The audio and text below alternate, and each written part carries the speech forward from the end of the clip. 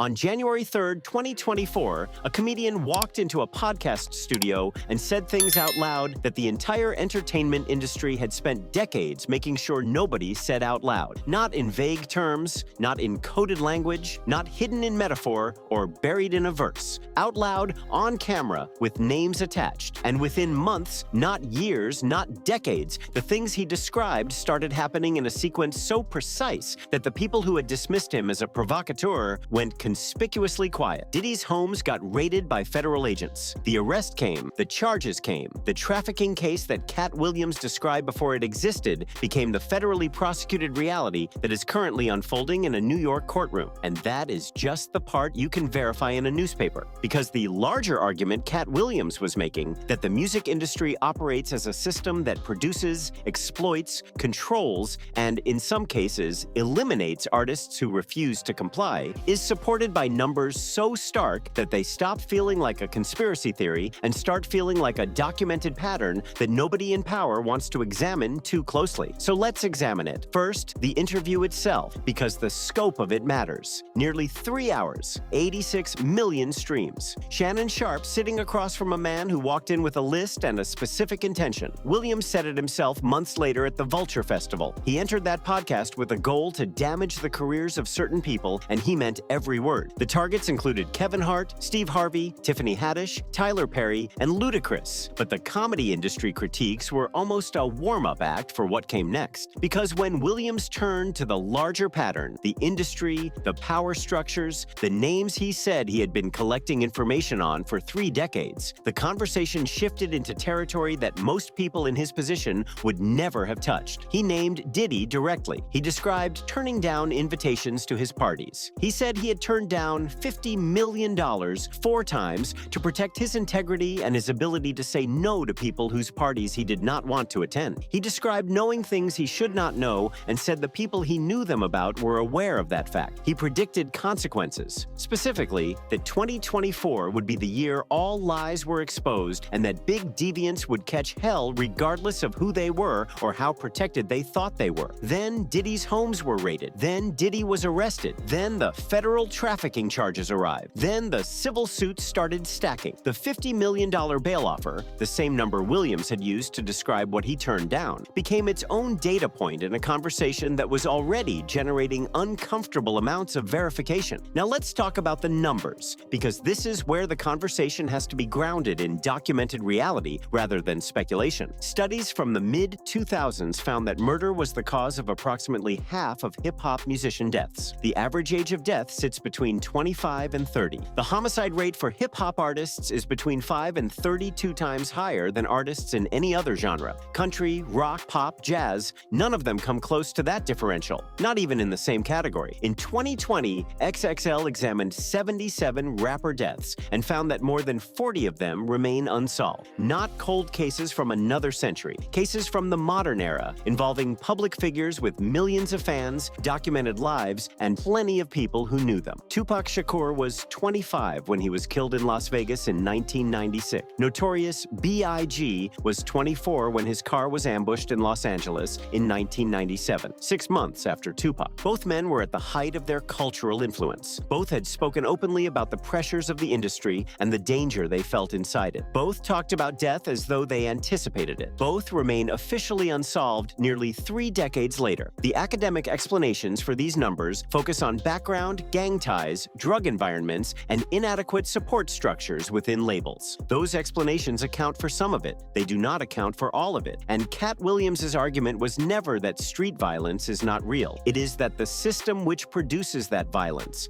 and which benefits from the elimination of certain voices within it, does not get examined with the same scrutiny as the violence itself. Consider the specific cases that sit at the center of this conversation. Nipsey Hussle was not simply a rapper. He was a community investor, a real estate developer, a creator of STEM programs for children in Crenshaw, and an entrepreneur who was actively building infrastructure in the neighborhood where he grew up. He was also working on a documentary about Dr. Sebi, a figure whose alleged work on natural medicine had made him a target of scrutiny from powerful medical and pharmaceutical interests. Nipsey was shot 10 times outside his own clothing store in his own neighborhood in broad daylight on March 31, 2019. The man convicted of the shooting received 60 years. The question of who, if anyone, was operating behind that immediate situation has never been satisfactorily answered, and the documentary he was making has never been completed. Young Dolph was vocal about independence. He turned down major label deals repeatedly. He talked openly about maintaining ownership of his publishing and his masters, art about refusing the control structures that dominate the genre. He was shot and killed in November 2021 while delivering turkeys to his old neighborhood, an act of charity on a quiet afternoon in front of a bakery. The circumstances were ordinary. The outcome was not. Pop Smoke was 20 years old. He was shot during a home invasion at a rented property in the Hollywood Hills, the address of which had been posted publicly on Instagram. XXXTentacion was also 20, shot during what was reported as a robbery. Julio Fulio was 26, ambushed on his birthday. Lil Scoom, 89, was 18 years old when he was shot twice in the chest in Chicago. Tande was 18, shot at her own meet and greet at a location she had posted publicly an hour before. 18 years old, shooting at a meet and greet she announced on social media. Oh, these are not abstractions. These are children. The year 2024 was, as Williams predicted, a reckoning of sorts, though not only in the ways that generated federal coverage. The hip-hop community lost Rich Homie Quan to an overdose in September, a combination of fentanyl, alprazolam, codeine, and promethazine. Beat King died of a pulmonary embolism at 39. Chino XL died by suicide at 50, sparking conversations about mental health in a genre that has historically treated vulnerability as a liability. Overdoses, heart conditions, shootings, suicide, the methods vary. The outcome is the same. The voices keep disappearing, and 2025 continued the pattern. DJ Ank died of a heart attack in his sleep in January. Both Cesop and Source Walker were shot outside a hotel in Memphis in March. Cesop fatally, Walker surviving. The alleged shooter, Jaden Dandridge, was found shot and killed in an abandoned building in Houston 5 days after being publicly named as a suspect. The timeline of that detail is its own disturbing sentence. Here is where honest accountability to what we actually know versus what we suspect matters. What is documented? The homicide rate for hip-hop artists is the highest of any music genre. More than half of rapper murders remain unsolved. Diddy was arrested and charged with federal trafficking crimes months after Williams named him specifically. Williams himself has maintained, across multiple follow-up interviews with Theo Von, GQ, and Carmelo Anthony, that his goal was never to create controversy, but to force a conversation that the industry had successfully suppressed for decades. What is not proven? That a coordinated network of individuals is actively orchestrating the deaths of specific artists as part of a deliberate elimination strategy. Williams has never claimed to have irrefutable evidence of this in a legal sense. What he has claimed is that the pattern is too consistent and too one-directional to be explained entirely by coincidence, and that the people who would have the evidence to prove it are the same people who benefit from it, never emerging. That is not a satisfying answer. It was not meant to be. His point was never to close the case. His point was to open the conversation loudly enough that it could not be closed by the usual methods. At the GQ Man of the Year event in November 2024, Williams was asked to predict 2025. He said he believed we were entering a golden age, the age of truth, should the scab being pulled back, the beginning of healing. He acknowledged the personal risk his candor creates. He said he prepared for it, and he kept talking anyway across 45 cities on his 2025 tour in a Netflix special filmed at the Microsoft Theater in every interview that would have him. Whether Katt Williams is a prophet, a provocateur, or simply a man with 30 years inside a machine who decided he had nothing left to lose by describing what he saw. What is certain is that he changed the shape of the conversation permanently. Before January 3rd, 2024, these arguments existed in Reddit threads and conspiracy channels. After that interview, they became mainstream, dinner table conversation. The kind of thing that ordinary people who have never followed hip-hop closely found themselves taking seriously